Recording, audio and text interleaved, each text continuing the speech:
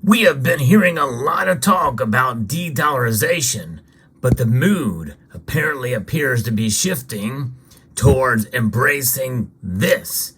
Let's explore.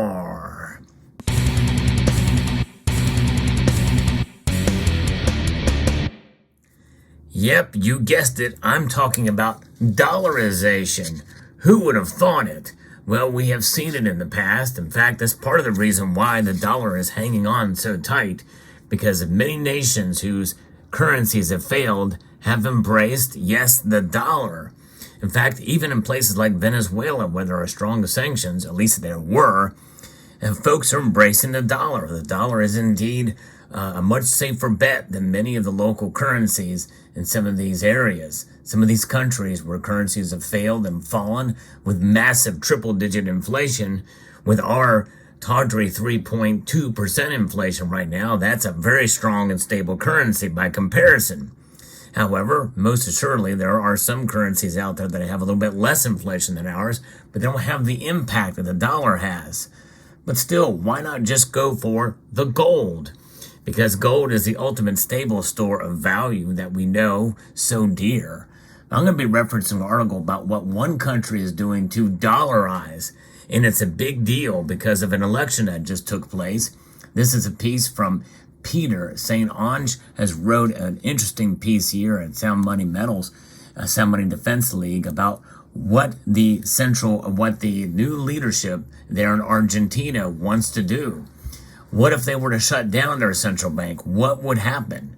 And, well, we know what's going to happen. They're going to move towards the dollar. But we're going to talk about gold in this one as well.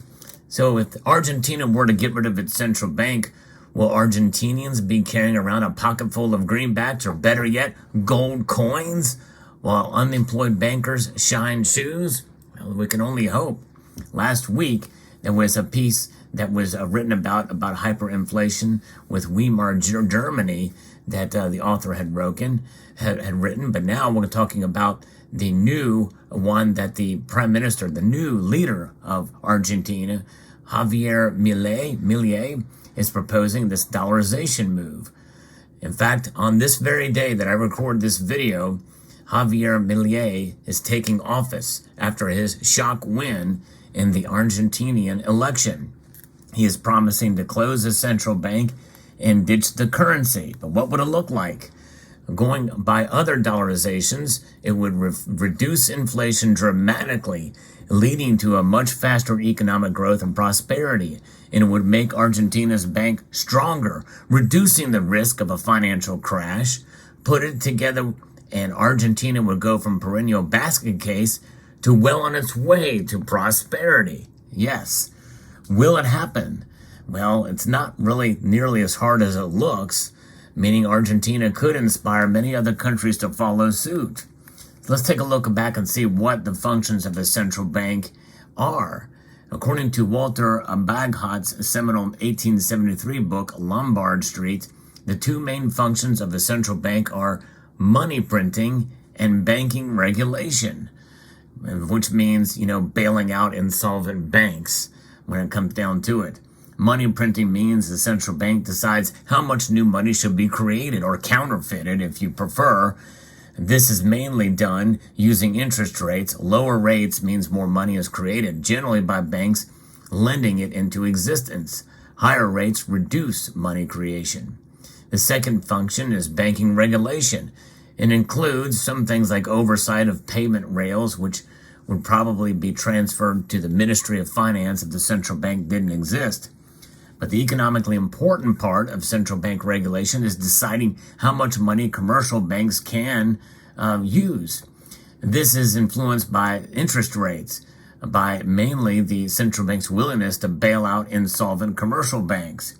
Of course, fractional reserve banking is essentially where they do kind of create money out of thin air.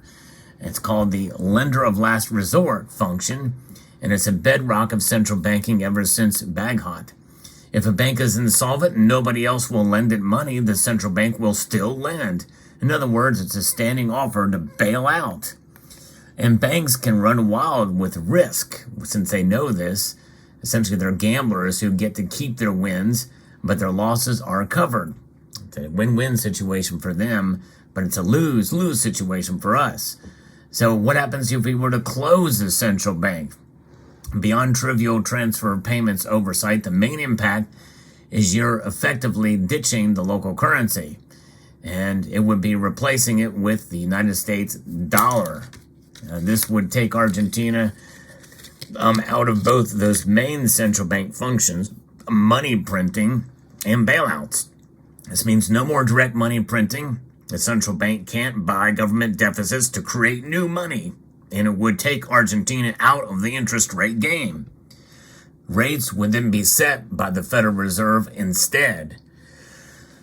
That means no more homegrown negative interest rates to spawn tissue fire booms and busts. It's manipulation at its core. Both would reduce Argentina's inflation dramatically, but of course not completely, and that's for two reasons.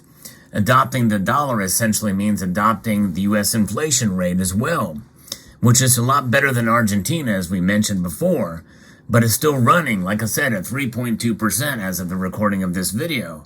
And many people feel it's going to continue at about the rate where it is now. But second, even without a local central bank, Argentinian banks could still print money via fractional reserve banking. So that would still be in effect. Fractional reserve meaning that if they lend money, they don't have knowing they'll get bailed out. The bailouts wouldn't be as generous, of course, since the bailout would have to come from Argentina's Ministry of Finance, or they'd have to beg the U.S. to do it like Mexico did in the 1990s. So we essentially did bail out Mexico then. I guess it was in our best interest to do so. It's pretty amazing. Both are tougher bailout ask than a central bank, who can just print money at the touch of a button. After all, the ministry has to use hard-to-get dollars, while American voters might not be enthusiastic about bailing out of the Argentinian banks.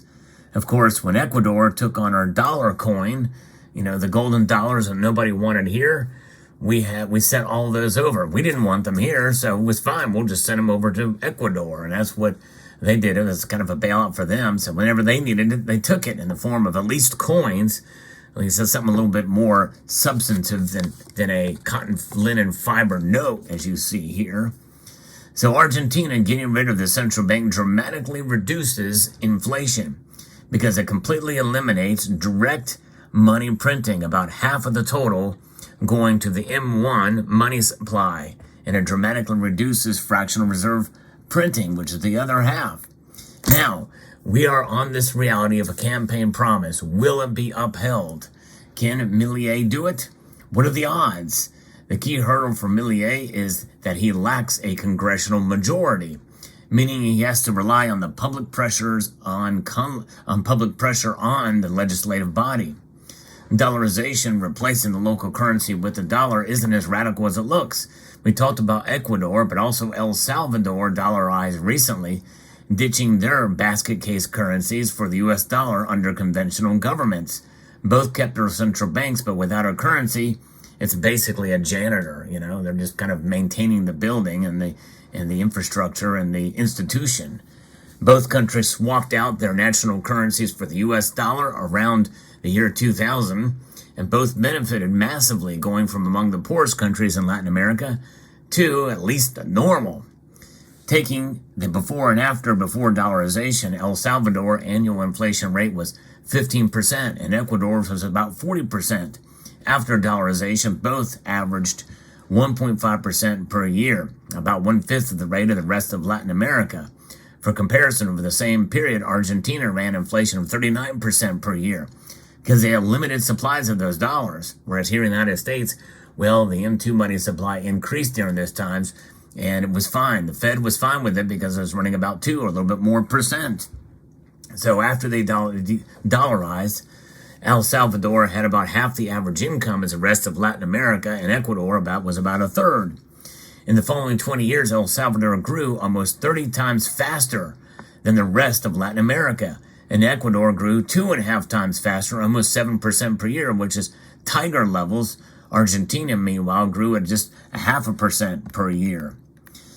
Today, 20 years later, El Salvador and Ecuador both have unemployment rates at or under 4%. Argentina is at 11.5%, even according to official numbers. So given this record, it shouldn't take a libertarian or radical to dollarize.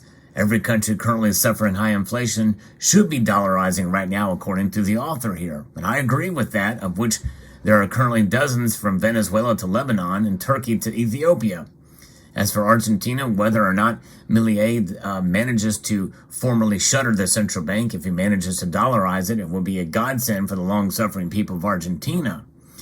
But it's catching criticism for swapping the peso for the dollar instead of going all the way to gold or even Bitcoin.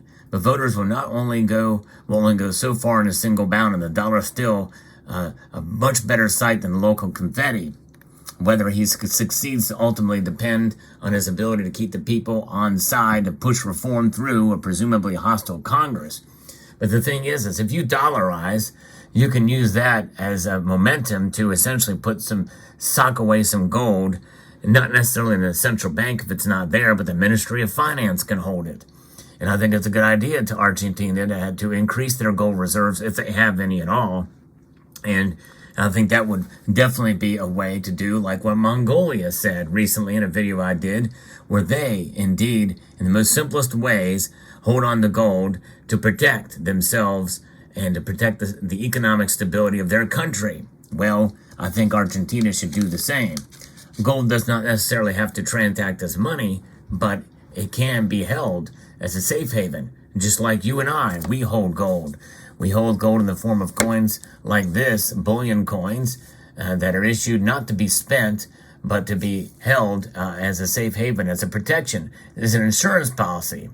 You know, maybe the Central Bank of Argentina should do what people around the world do, and maybe even people in their own country, and hold on to gold. Store it. This is a gold coin that once circulated back in the day, $20, United States of America. This coin actually did circulate. It is about uncirculated, but it is indeed circulated. It transacted. You know, gold coins not as much as you would have seen for coins and silver coins and the like, and smaller gold coins. But nonetheless, this coin is really not that old. In the grand scheme of the entire span of history, most countries and empires and nation states had gold and used it as currency as well as money. And I think that's something that we could return to in some time down the road in some manner or form. In fact, it's being implemented even right now in the form of RM notes like this, the gold back. That's right. It doesn't compete with the dollar, and indeed it is something that can be used in the place of it. This is something that can be used literally as money transacted in a note form. In fact, it's almost the same size as a dollar bill. And as long as two parties agreed to the value of it, boom, there you go. That's all you need as money. And it's actually real gold. Kind of an interesting concept, controversial one in this community, but nonetheless, I like the idea of gold coins and when it's all said and done, or silver coins in the end. But nonetheless, there you have it. Let me know what your thoughts are on this video. Hope you found this video informative, insightful. What is your mood towards gold? What is your mood towards currencies out there? What do you think of this story? Post in the comment section below. I'd like to extend a multitude of gratitude to each and every one of you for taking the time to watch, and to encourage you to please rate, share, comment, and subscribe.